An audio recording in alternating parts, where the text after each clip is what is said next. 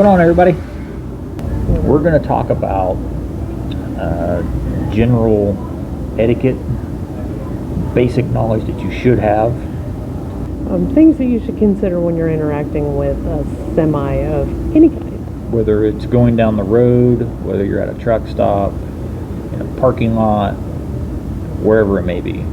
Just kind of some general things of what you need to keep in mind when you're around us as truck drivers. Now, our first section is really going to cover some basic road rules. I mean, these are things that everybody should know anyway, but sometimes we need a refresher, and these are things that we have seen other drivers be guilty of not doing. Yeah. Use your damn turn signals, please. Yeah. If it don't flashy, then I don't know what the hell you're going to do. On the flip side of that, be paying attention to a semi's turn signals as well. If you see our turn signals, don't speed up and try to pass us. If you're merging into like a construction zone, either merge at the end of the line, or if traffic is flowing well, do a zipper merge. Take turns. Every other car goes. Don't run all the way up to the front to try to get in front of everybody. Likewise, don't merge so far ahead that you've got a line 3 miles long. Use your damn cruise control. There's that attitude again. But yeah. Hey, most trucks, we use our cruise control because we don't want to sit with our foot on the floor all day long.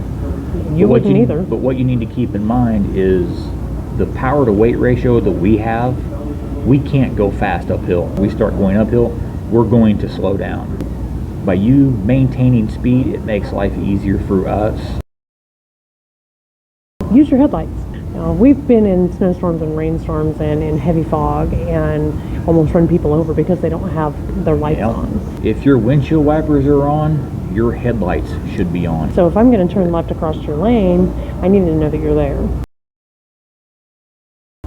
If you miss an exit or you think you're about to miss an exit, for God's sake, don't slam on your brakes and try to make it. Right. Just maintain your lane, go down to the next exit, turn around and come back. It's an inconvenience, but it's better to be inconvenienced than to be in an accident.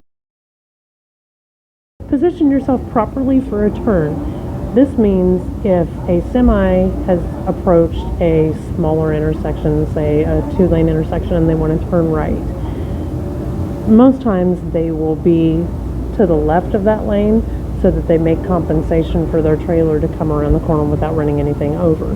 Do not fill that space. And basically just remember you're not the only ones out there on the road. Something else that's not generally included in a lot of articles that we read is the flashing of headlights. Truck drivers communicate several different ways. CVs, obviously, but we flash our lights at each other. They mean different things. If we are passing another semi, when we get past them, the semi that we just passed will flash their headlights at us. That's letting us know that it's clear to come back over. So if we pass you and you flash your headlights, that's our indication that it's clear to come over. Not an indication that, hey, we're still back here, don't run over us. You flash your headlights at us, and we're going to continue doing what we're doing. Now we're going to talk about something a little bit different, something that truck drivers encounter on a pretty regular basis, and we've been asked about. Are there rules of etiquette for RV drivers when they visit a truck stop? Yes. Short answer is yes. Yes, there are. Yes, there are. Stay out of our parking lot. Don't be like that. Obviously, these are opinions, and opinions vary. I spoke to a couple of other company drivers, and this is kind of a list of things that we all put together.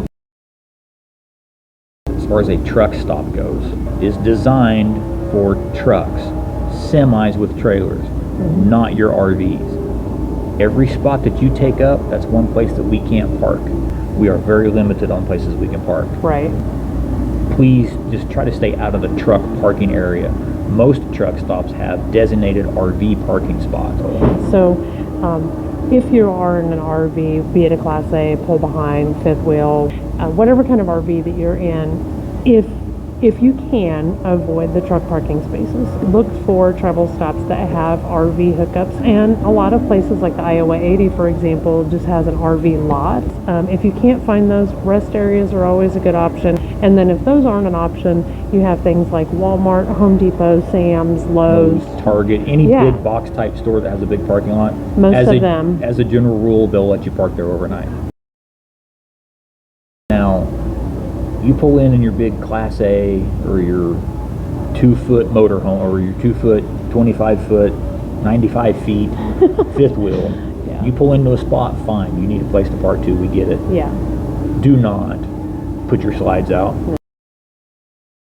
If you're parking at a truck stop, take your damn trash with you. There's usually a trash can around. If not, you're in a mobile house. Take it with you. Basically, golden rule. Treat others how you want to be treated. Yep. If you wouldn't want somebody parking in next to you and blaring their music or putting their slides out because there's really not enough room, don't do it to anybody else either.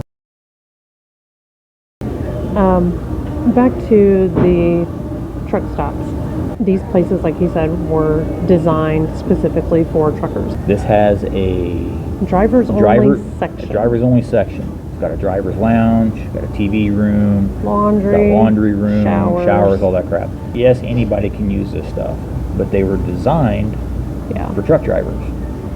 With that, you come into our space, Right. be respectful. Well, this is our home, this is our workspace, Yeah. and a lot of times this is just where we spend a good portion of our lives. So don't expect it to be super clean. Don't expect the language to be super clean. And, you know, be respectful of the fact that there is an area specifically for truck drivers to be. Some self-preservation kind of thing here. I know that female truck drivers deal with it, and people who are in either hotshot trucks or RVs, whether they're delivering them commercially or they're personally owned and they're getting fuel. There are, just like in every other subset of society, there are people that take issue with you being in their space. As a way to help minimize that, if you find yourself in a situation where a trucker has gotten belligerent with you because you're taking up their space or For you're not a whatever real reason, driver, your best course of action is to just get back in your vehicle and shut the door. Leave if possible. Yeah. Especially if you're in an RV. Pull in, get your fuel. When you're done getting fuel, go find a parking spot, which is preferable. Don't lollygag.